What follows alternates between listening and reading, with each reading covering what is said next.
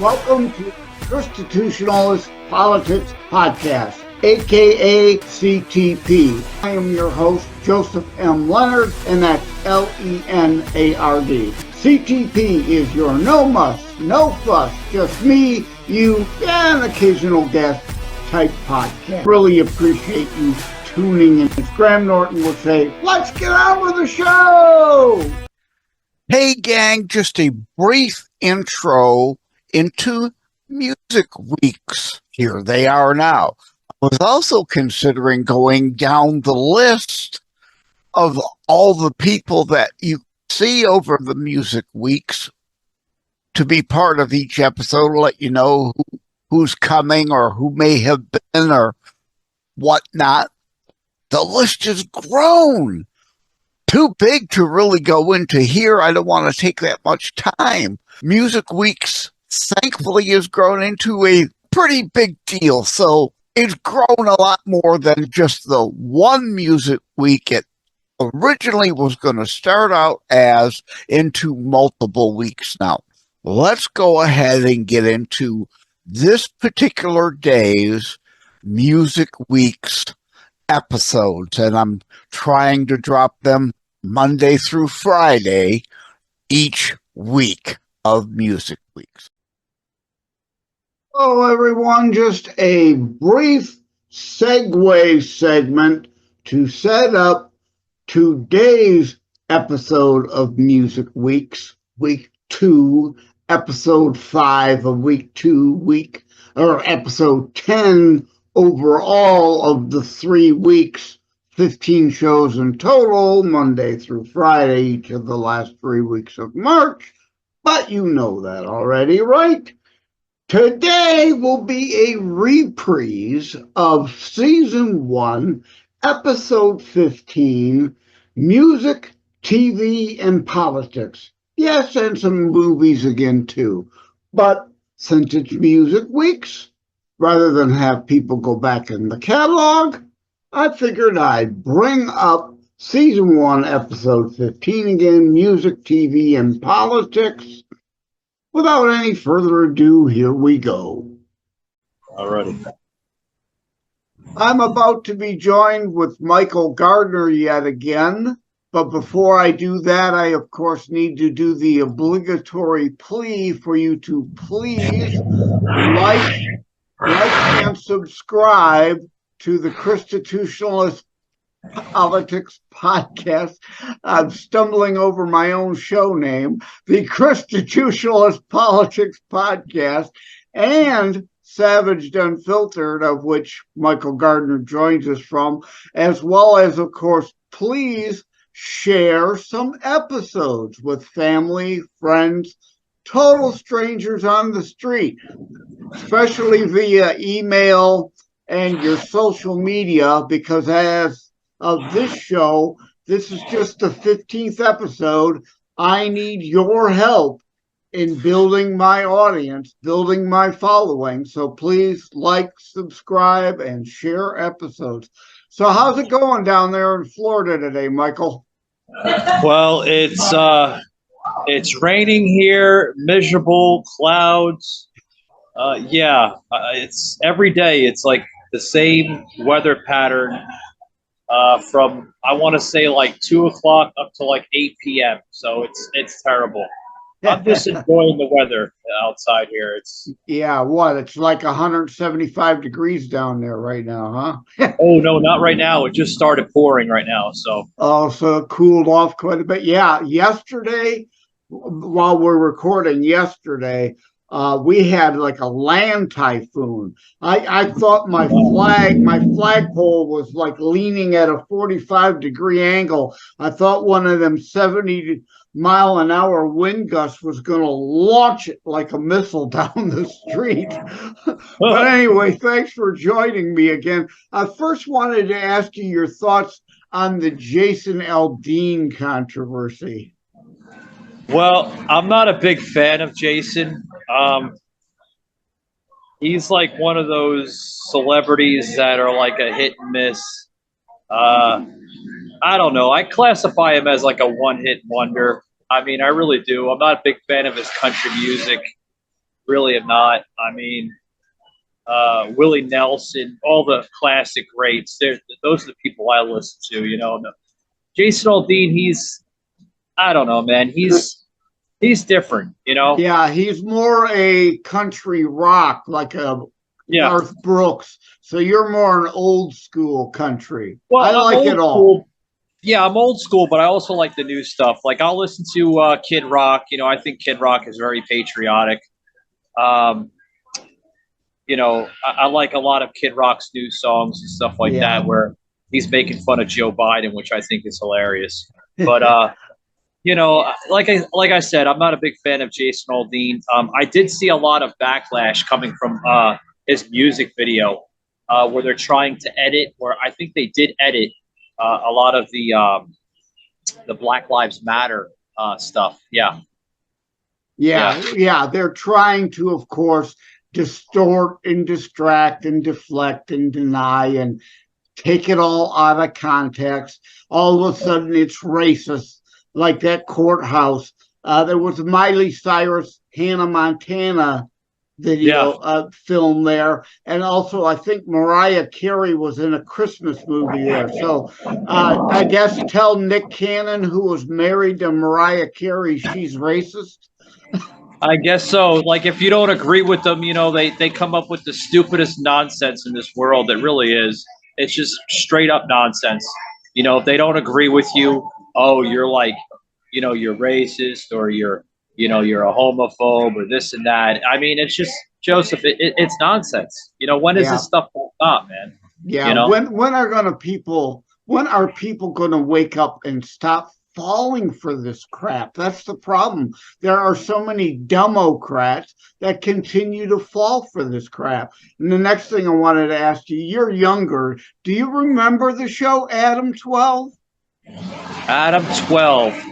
No, that does not ring a bell. No, it was a pair of cops, and their squad designation was Adam 12. And the reason I bring it up is this show has to do with TV. So I was lamenting how nice it would be, like the Jason Aldean video being pro rule of law, how nice it would bring to bring back a show like Adam 12 and actually support rule of law and our cops for a change. But what's a TV show you'd like to see brought back?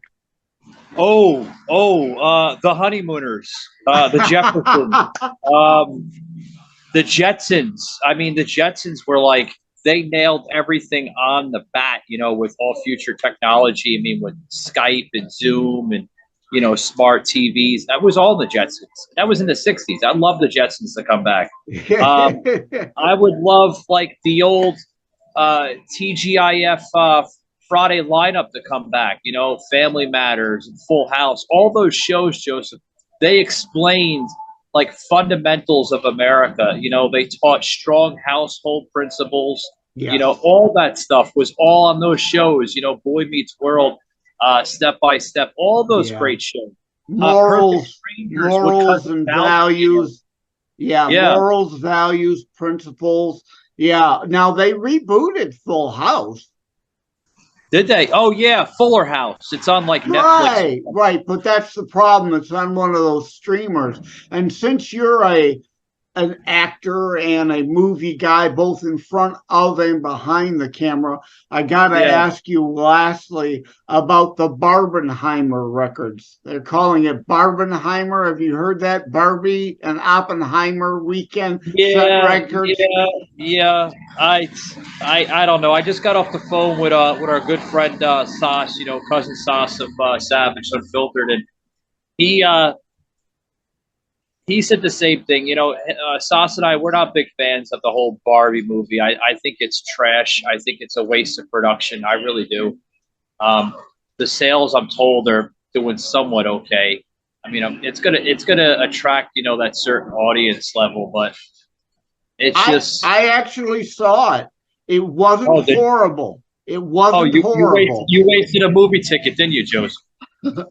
No, I saw it at my MJR theater. I saw Oppenheimer. I left with like 30, 45 minutes left because it just dragged on forever. I saw enough of it. You know, it just dragged forever. But you wasted a movie ticket to go see that garbage. well, I saw them on Tuesday, free popcorn Tuesday, $5 and free popcorn Tuesday at MJR. So I didn't invest a whole lot. And yeah, the Barbie was actually kind of funny. As I go into the episode before this interview will be tacked on, you know, there's a lot of different things in the Barbie movie. It's almost that, you know, they try to be all things for all people. And usually when you do that, you upset everybody and you hurt yourself, but it's doing well. It was the fourth all time of maybe number one for female directors of an opening weekend, and 4 all time for female movies. So it's doing pretty well. Well, and the theaters need this. The theaters need this. They're hurting. It's pandering to China, you know. Of course, they got to throw that in there because it's a Martell company, and that flag, you know, they have to support their creator, so to speak, right? So that's a good question. I wonder where Barbie dolls are actually made these days, if they indeed come from China or not. They don't make them in the States. I don't think any Barbie doll or any type of clothing or any type of merchandise is made here in the States. I doubt it. Yeah, I'm not sure. I didn't delve in and research that. I probably should have, since I was going to bring it up. But I mean, what all is made here now? I mean, most things will say assembled in the United States to try to trick people. That's not the same as made in the United States. That's just getting all the parts. Fake label on it. Yeah, all the parts come from overseas, and some some slave labor made it all, and somebody here just assembles the parts or puts it in the box, and that's supposedly assembled in America. Like, yeah, I seen a couple liberal shows the other day. You know, our good friends at the View. You know, they were like, I don't know why America is showing so much backlash on the Barbie movie, and then Indiana Jones, and they seem to love the Sound of Freedom versus Indiana Jones. Why are they not liking Indiana Jones, you know, and this and that? Well, because it's woke garbage. Indiana Jones kind of sold out to the woke agenda. I didn't notice that. I saw all 4 of the movies we've talked about. I didn't see that. I just think the Indiana Jones, there was too much time between the last one and this one. It's kind of played. Yeah, there was a huge time lapse. Yeah, I think Indiana Jones would have done a lot better had Sound of Freedom not been out. Now, if they wouldn't have had a lot of people that would be interested in this show and your show, would have been potential customers for Indiana Jones had Sound we of just Freedom discussed all this, you know, with the whole Barbie, you know, this just earlier today, that episode aired on iHeart, you know, the episode 284, Cousin Sasha Returns. We just, you and I, Joseph, you know, we just discussed this on the show, you know, with the whole Barbie and, you know, like, what the hell is, you know, these islands doing in the damn movie and this and that? I mean, that's completely irrelevant to the script. It's pure pandering to China, and they put it there knowing most people will have zero clue what the heck that they won't pick it up. You know, they'll have like a 5 or 6 year old mentality, like when we were watching The Wizard of Oz and you would see the Munchkin, you know, background being hung on the tree. You know, 5, 6 years old, you can't pick that up right away. Right. There's like the hitting stuff, you know, but Exactly. Well, I know you got to get back on the road again. Yeah, I don't mean to keep on, you know, if it's all right, Joseph, I'm drinking a big gulp, so that's why I'm always doing this. You know, you see Joseph's camera, I'm like, well, I've got my Soda Stream root beer right here. So Yeah. I'm giving Joseph a free publicity here for a big gulp there. You know? All right. Well, thanks. Take care. I'll talk to you again. Not this Saturday, but the following Saturday. Yeah. Not this Saturday, guys. You could check out Joseph next Saturday on the live stream on Rumble and YouTube and Facebook and Twitch and. Yeah, you're going out of town, you said? You heading back to Atlanta for family again, or is this a vacation? No, this is a vacation for myself, Joseph. I need it. Yeah, I'm leaving this Friday night, and I won't be back until next Thursday. So, all right, I'm going down to Miami for almost a week, just about a week. Yeah. So just as an insider behind the scenes here, this is actually being recorded on July the 27th, Thursday. So yes, actually, Mike will be back and there will be a live Savage Unfiltered on Rumble and hopefully soon back to TikTok Live. So that'll be what, Rumble, Twitch, and what's the other one? Yeah, the live stream platforms, folks, are Rumble, YouTube, Facebook, Twitch, and TikTok. So that'd be 5 altogether. Yeah, that's great. So again, people, thank you for tuning in. And again, like and subscribe to Constitutionalist Politics Podcast and Savage Unfiltered. Maybe even go back a few years and dig up some old The Patriot Angle shows with Michael Gardner. God, yeah. And our dinosaur library of that show. Yeah. And of course, share episodes. We need your help to grow the shows. Take care, everybody. God bless. Thank you for having tuned in for Constitutionalist Politics Show. If you haven't already, please check out my primary internationally available book, Terror Strikes, coming soon to a city near you. Available anywhere books are sold. If you have locally run bookstores still near you, they can order it for you. And let me remind, over time, the fancy high production items will come. But for now, for starters, it's just you as a very appreciated listener by me. All substance, no fluff, just straight to key discussion points. A show that looks at a variety of topics, mostly politics, through a Christian U.S. constitutionalist lens. So again, thank you from the bottom of my heart. Take care. God bless. Like and subscribe to Constitutionalist Politics Podcast and share episodes. We need your help.